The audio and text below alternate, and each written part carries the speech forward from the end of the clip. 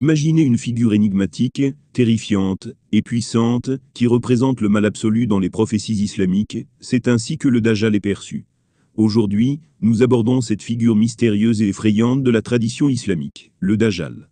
Qui est-il? Pourquoi joue-t-il un rôle crucial dans les prophéties de la fin des temps? Et surtout, comment les croyants peuvent-ils se préparer à sa venue? Restez avec nous pour comprendre tout ce qu'il y a à savoir sur cette figure centrale des croyances islamiques. Le Dajjal, l'antéchrist dans l'islam, dans la tradition islamique, le Dajjal est souvent comparé à l'antéchrist des autres traditions religieuses, mais il porte en lui une signification et un rôle profondément enraciné dans les croyances musulmanes. Ce personnage malfaisant est une figure centrale des prophéties de la fin des temps, et représente l'incarnation du mal et de la tromperie. Selon les hadiths du prophète Mahomet, le Dajjal émergera à un moment où le monde sera plongé dans une période de chaos et de désespoir. Il sera une épreuve décisive pour l'humanité, visant à tester la foi des croyants dans leur adhésion à la vérité divine.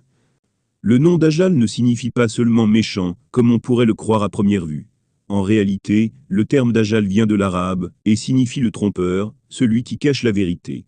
Ce titre reflète parfaitement sa mission. Il se présentera aux hommes sous une fausse lumière, en séduisant et en manipulant les esprits à travers des illusions de grandeur et de pouvoir.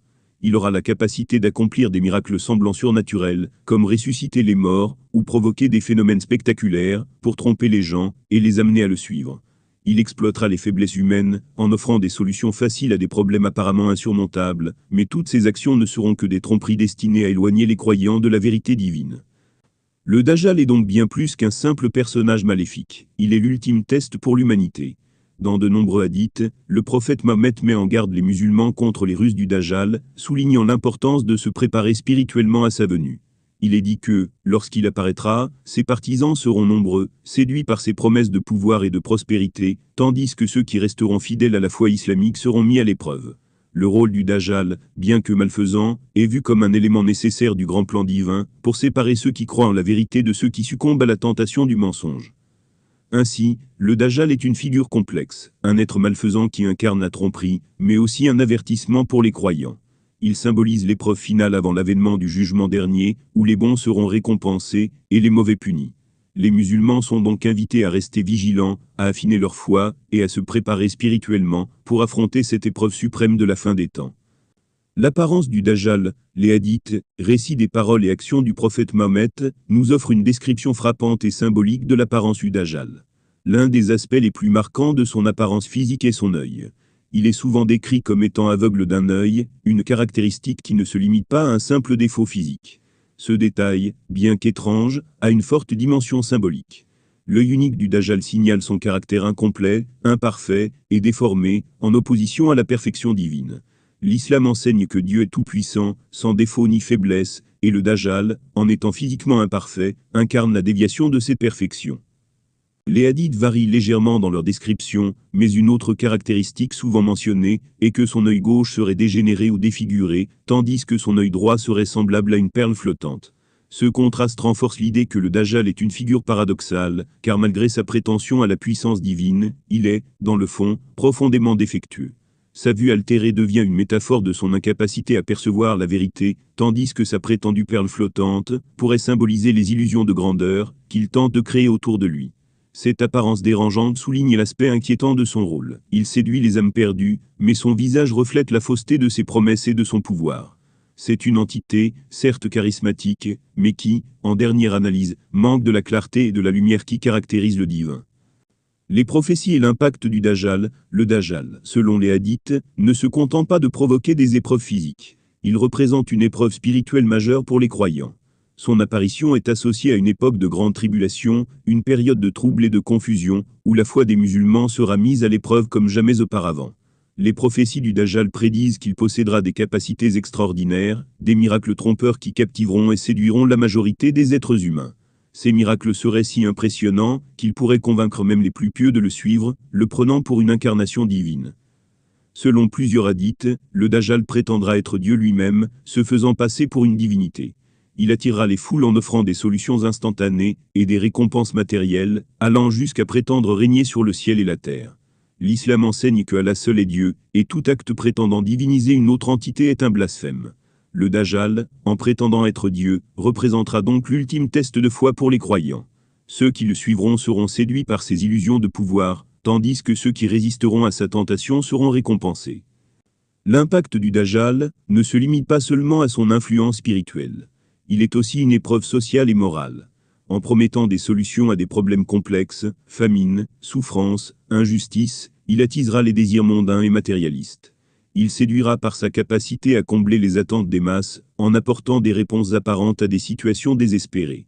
Cependant, ce qu'il propose ne sera que temporaire et illusoire, menant à la dégénérescence spirituelle de ceux qui succomberont à sa tromperie. Le Dajjal, par ses manipulations et ses promesses, mettra à l'épreuve la pureté de la foi des croyants, leur capacité à distinguer la vérité de l'illusion. En définitive, le Dajjal est non seulement une menace physique, mais aussi un test moral et spirituel ultime. Sa venue est une épreuve de discernement et de loyauté envers la vérité divine. Les hadiths insistent sur la nécessité de s'armer de patience, de foi et de savoir pour résister à ces tentations, et la figure du Dajjal sert ainsi de rappel aux musulmans de rester vigilants, de ne pas se laisser séduire par l'apparente perfection du monde matériel, et de garder leur foi inébranlable face à la tromperie. Les signes de la venue du Dajjal, les prophéties islamiques annoncent clairement que la venue du Dajjal sera précédée de signes précis et impressionnants, avertissant les croyants de son apparition imminente. Ces signes ne se limiteront pas à des événements spirituels ou religieux, mais se manifesteront à travers des changements radicaux, dans le monde naturel et social, dans le but de tester la foi des musulmans, et de préparer la société à l'épreuve finale. L'un des signes majeurs de l'arrivée du Dajjal sera une série d'événements naturels extrêmes. Des catastrophes telles que des tremblements de terre, des inondations, des sécheresses sévères, et des chaleurs intenses sont décrites dans les hadiths comme des présages du chaos imminent. Ces phénomènes naturels perturbent l'équilibre du monde et préfigurent une époque de grande détresse et de confusion. En plus de ces désastres environnementaux, la société connaîtra aussi des guerres dévastatrices, des conflits à grande échelle, qui créeront des divisions profondes parmi les peuples. Ces guerres entraîneront des souffrances immenses et contribueront à un climat de désespoir et d'instabilité propice à l'apparition du Dajjal. Un autre signe important de la venue du Dajjal sera l'augmentation des injustices dans le monde. La tyrannie, la corruption, l'oppression des innocents et l'inégalité sociale seront de plus en plus visibles. L'injustice prendra diverses formes: gouvernement corrompu, guerre de pouvoir, exploitation des faibles et perversion des valeurs morales. Les hadiths mentionnent que cette montée de l'injustice mettra à l'épreuve la patience des croyants et entraînera un sentiment général de désillusion et de perte de repères. De plus, il est dit que des divisions profondes apparaîtront parmi les musulmans eux-mêmes, ainsi qu'entre les nations et les peuples. Ces scissions sociales et politiques marqueront l'affaiblissement des sociétés humaines, rendant plus difficile de discerner la vérité. L'unité de la communauté musulmane sera alors mise à l'épreuve. Dans ce contexte, l'apparition du Dajjal ne sera pas un événement isolé, mais la culmination d'une série de crises et de défis mondiaux. Tous ces signes servent à rappeler aux croyants que, bien que la venue du Dajjal ne soit pas soudaine, elle viendra après une période de turbulence. C'est pourquoi, selon les enseignements du prophète, il est essentiel pour les croyants de se préparer spirituellement. La purification de l'âme, l'éveil spirituel et le renforcement de la foi sont les meilleures armes contre la tentation du Dajjal. Le Dajjal, bien que puissant, ne peut nuire à ceux qui sont fermement ancrés dans la vérité de leur foi et qui se préparent activement à cette épreuve. La résistance face au Dajjal, face à ce danger spirituel et moral colossal, la résistance des croyants sera cruciale. Le Dajjal représente la tentation suprême, un test ultime qui interroge la pureté et la sincérité de la foi des musulmans. Son pouvoir de manipulation, sa capacité à tromper par des miracles apparents, et sa prétention à être une divinité, mettront à l'épreuve même les plus sages et les plus pieux. Mais, selon les prophéties islamiques, le Dajjal ne régnera pas éternellement. La résistance face à lui ne réside pas seulement dans la foi individuelle des croyants, mais aussi dans un événement divin qui marquera la fin de son règne de tromperie. Ce moment sera l'arrivée d'Isa, Jésus, une figure centrale dans le discours islamique. Selon les hadiths, Jésus, que la paix soit sur lui, qui est considéré comme un prophète dans l'islam, reviendra sur terre pour accomplir une mission divine, détruire le Dajjal et rétablir la vérité. Jésus, paix sur lui, jouera un rôle de sauveur en débarrassant le monde de la malveillance du Dajjal. Sa victoire sur cette entité malfaisante marquera le triomphe du bien sur le mal et mettra fin à la tromperie et à la manipulation du Dajjal. Il est décrit dans les hadiths comme étant une figure de justice et de miséricorde qui, après avoir tué le Dajjal, régnera sur une ère de paix et de prospérité. Jésus, selon les prophéties, rétablira les principes de la foi véritable et guidera les croyants vers une compréhension plus profonde de la vérité divine. Cet événement marquera la fin de l'ère de confusion et de chaos introduite par le Dajjal. La résistance spirituelle face au Dajjal sera donc non seulement une lutte intérieure pour rester fidèle à la vérité, mais aussi un acte collectif de foi dans l'accomplissement du plan divin, où la vérité finira par triompher du mal. Jésus, paix sur lui, deviendra ainsi le symbole de la victoire de la foi sur les forces de la tromperie et de l'illusion. Sa venue n'est pas seulement un moment de justice, mais aussi de rédemption pour tous ceux qui auront résisté au Dajjal, rappelant aux croyants que, malgré les épreuves et les défis, la victoire finale appartient à ceux qui croient en la vérité de Dieu.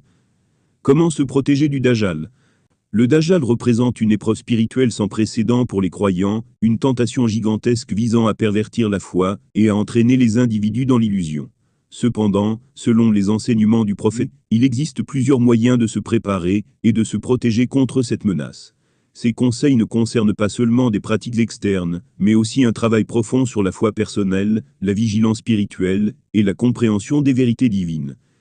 1. Réciter la sourate Al-Kahf, la caverne. L'un des moyens les plus recommandés par le prophète pour se protéger du Dajjal est de réciter régulièrement la sourate Al-Kahf, la caverne, notamment les premiers et derniers versets de cette sourate. Le prophète a dit dans plusieurs hadiths que celui qui récite cette sourate, le vendredi serait protégé contre les tromperies du Dajjal. Les versets 9 à 26 de la sourate racontent l'histoire des jeunes de la caverne qui se sont réfugiés dans une caverne pour échapper à la tyrannie et à la persécution et ont été protégés par Dieu pendant plusieurs siècles. Cette histoire, symboliquement, incarne la protection divine face à l'adversité et aux épreuves et est donc considérée comme un moyen de se prémunir contre les tentations du Dajjal. Les derniers versets de la sourate, versets 27 à 30, réaffirment la puissance et la vérité de Dieu, soulignant que personne d'autre n'a de pouvoir sur la création, et que seul Dieu peut garantir la protection des croyants face aux épreuves majeures, telles que celle du Dajjal. En récitant ces versets régulièrement, les musulmans renforcent leur connexion avec la vérité divine et l'invincibilité de la foi, un bouclier efficace contre les ruses du Dajjal. 2. Renforcer sa foi et sa connexion avec Allah. Pour faire face aux manipulations du Dajjal, il est crucial de renforcer sa foi en Allah et d'être constamment conscient de la réalité divine. La tentation du Dajjal réside dans sa capacité à séduire par des apparences de pouvoir et de miracles. Le Dajjal tentera de déstabiliser les croyants en leur offrant des solutions apparentes à leurs problèmes, mais la résistance repose sur une foi solide et inébranlable dans la vérité absolue d'Allah. Il est donc essentiel que les musulmans travaillent constamment à cultiver une relation forte avec Allah par la prière régulière, salat, l'adoration sincère et la recherche de la guidance spirituelle. La foi doit être protégée par la pratique assidue des 5 prières quotidiennes qui permettent de maintenir un lien constant avec le divin. En se soumettant à Allah et en restant humbles dans leur dévotion, les croyants auront la force de résister aux tentations du Dajjal. 3. Éviter la tentation et se protéger des distractions matérielles. Le Dajjal séduira les humains leur offrant des solutions faciles, des biens matériels et des miracles apparents.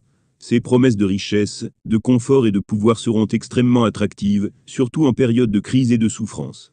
Cependant, les musulmans sont avertis dans les hadiths de ne pas se laisser séduire par les attraits mondains. Le prophète a conseillé à ses disciples de se protéger des tentations en restant vigilants et en étant prudents dans leurs désirs matériels. Cela implique de mettre de côté les désirs excessifs, de ne pas accorder trop d'importance aux biens matériels et de rechercher la satisfaction spirituelle avant tout. En cultivant la simplicité et en vivant une vie équilibrée, les musulmans pourront éviter d'être prisonniers des illusions mondaines créées par le Dajjal. 4. Chercher la connaissance spirituelle. Le Dajjal est une figure dont l'une des stratégies principales consiste à tromper les gens par des illusions et des manipulations. Pour résister à cette tromperie, il est essentiel de chercher la connaissance spirituelle, c'est-à-dire de comprendre les enseignements authentiques de l'islam et de s'instruire sur les signes de la fin des temps. Les musulmans doivent se familiariser avec les hadiths du prophète concernant le Dajjal et les signes qui précèdent son apparition. La connaissance et la sagesse acquise à travers l'étude des textes sacrés permettent de discerner la vérité de l'illusion. De plus, une compréhension approfondie des enseignements coraniques et des hadiths sur le Dajjal et ses caractéristiques permet aux croyants de reconnaître ces signes lorsqu'il se manifestera. Une personne bien informée sera moins susceptible d'être séduite par ces faux miracles.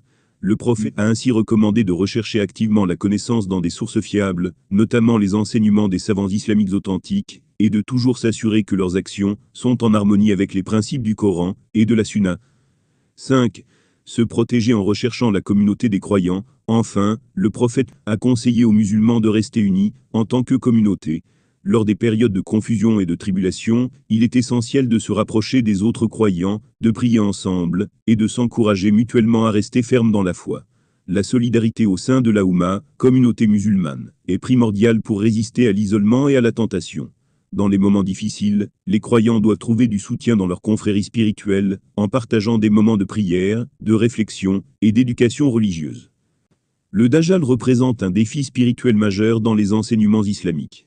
Sa venue est une épreuve de foi pour les croyants, mais elle marque également la fin d'un cycle de tests avant l'avènement de la vérité. Si ce sujet vous a intéressé et que vous souhaitez en savoir plus, n'oubliez pas de vous abonner à la chaîne pour plus de contenu. Laissez vos commentaires et partagez vos réflexions sur ce sujet fascinant. Merci d'avoir regardé et à très bientôt. Crochère et partagez cette vidéo avec vos amis. N'oubliez pas de cliquer sur la cloche pour être informé des prochaines vidéos.